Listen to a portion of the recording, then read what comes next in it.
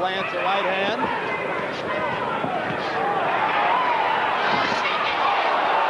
Another right hand lands for Hopkins. The punch that Hopkins is seemingly gambling on is primarily getting that sneaky right hand over Echols' shoulder as he leans in close to him as if he's going into a clinch, and then instead shoots a right hand. More and more, it looks as though the fight will favor the man who can come up with unorthodox but effective offense. Yes. Bernard Hopkins has great experience, would stand him in good stead. Yes, and able to fight from different angles. He keep holding. Sit down, sit down. I want you to keep doing a jab and right hand. Underneath, get dirty with this one, okay? Okay? Wake up, baby. Jabbing. Look, Jab, you right doing hand. a beautiful job, baby. Oh. Jab, right hand, left hook.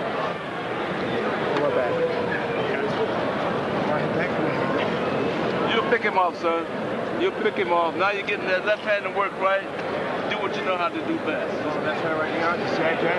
Doing a good Stay in job, the center of the ring, baby. Let's take a look and see that rabbit punch and whether it was because of a, well, clearly a foul.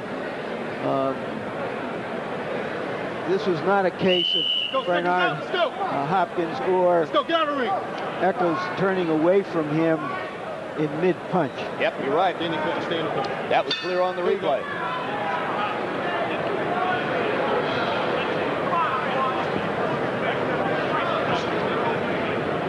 Well, the first two rounds were a mess. Hopkins so far has thrown more and landed more than Echols.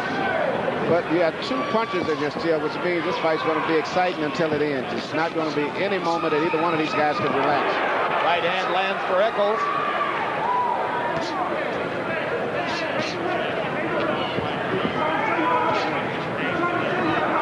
As the fight progresses on, I think it's going to be much more similar to the first fight, where the vast experience of Hopkins is going to be a much bigger dominating factor. Here's that sneaky right hand you talked about, Emmanuel. He's going to continue to keep shooting the short right hand over the shoulder. He's barely missing, but as Echols gets tired and his judgment falls off, you're going to find him connected with the right hand more often.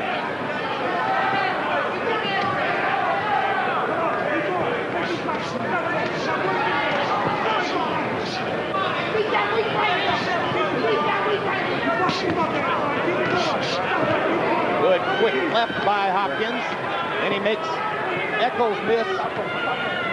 This is the fight that no one can make a mistake in, whether it's in a clinch or whether it's at long range.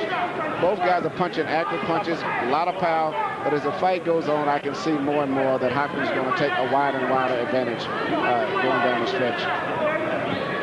I don't think that Echols has had the amount of experience, whereas once he gets tired, that he can fight off of his experience.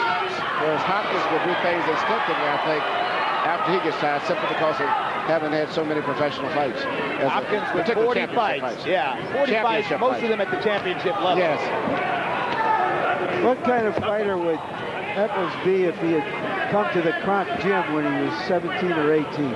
He'd have to have been a much better fighter. And what he's accomplished, you know, coming from Iowa, I think, was basically a lot because of natural talent and those amateur tournaments. And they kept him up in the Olympic camp up there training, so he got a chance to get good training. But once he goes back to Iowa, there's nothing for him to spar with that was going to keep his tools sharp, so to say.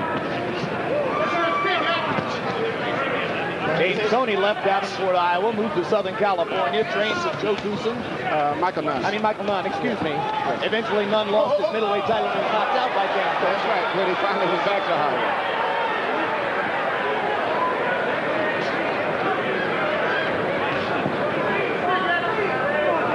Both Nunn and Tony still fighting, incidentally. Yes.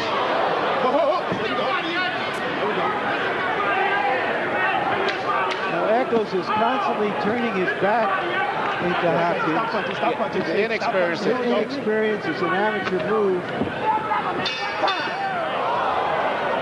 For boxing, mark these dates on your calendar. Tomorrow night, December 2, TVKO pay-per-view boxing brings you two undefeated junior middleweight titleists, Felix Trinidad and Fernando Vargas. They put their titles on the line. Who's the real champ? 2 weeks later, December 16, HBO's newest boxing series, KO Nation, returns with Pittsburgh's Paul Spadafora against Billy Irwin and Ronald Winky Wright going up against Keith Mullins. Tune in for the premiere of HBO's Inside the NFL. hosts Len, Chris, Nick, and Jerry and Dan. It premieres every Thursday. Real Sports with Brian Gumbel premieres December 5. Among the stories you'll see, a behind-the-scenes look at Fox football pregame show. See what makes Fox the most talked-about football show on the air today. Real Sports, nothing is out of bounds. Then, on December 20, HBO Sports of the 20th Century presents Playing the Field, Sports and Sex in America, a documentary that explores how the world of sports has shaped America's ideas on sexuality. Sports of the 20th Century, only on HBO. Oh, time.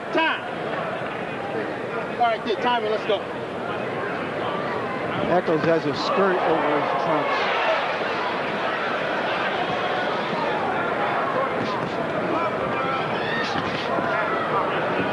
I believe it was Hector Camacho who first developed the skirt as a viable boxing garment.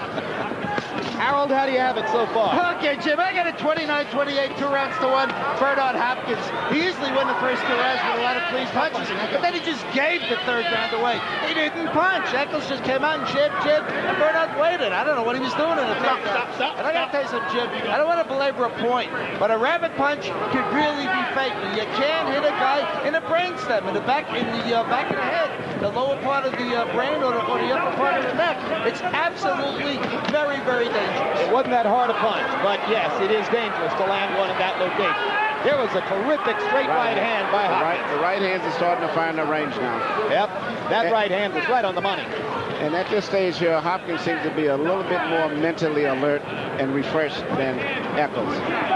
Eccles beginning to ring shots. Hopkins will find some openings up the middle as he does. Yes, he's going to take advantage of a lot of mistakes that Eccles is making. You can see Hopkins starting to capitalize on them now.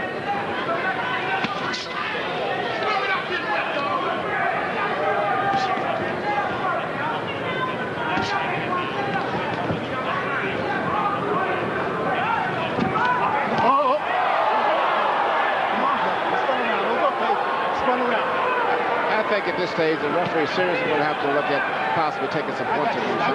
Particularly after the guy spins the guy completely around. I mean, you had time to realize that you have an advantage over the man, so it's no need to keep continually landing punches like that. Well, you don't want to see the man be hit by rabbit punches, but still, he should have to suffer some consequences for acting in an amateur fashion. Hard right hand as Eccles gets himself out of position with what Larry accurately called amateurish ring generalship. So Hopkins has landed 2 devastating punches in this round. At this stage, Hopkins feels he has complete control over the fight. Even though Eccles is still very dangerous, he feels himself that it's just a matter of time. Stop punching. But in some ways, if a guy is strong, and Eccles is, the more awkward he is, the more dangerous he can be. That's very correct. But I think the biggest danger that Hopkins has is possibly putting himself in a position to get disqualified.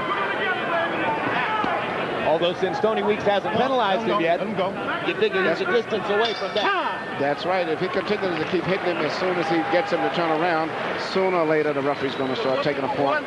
And if Eccles goes down, he may end up having to disqualify him.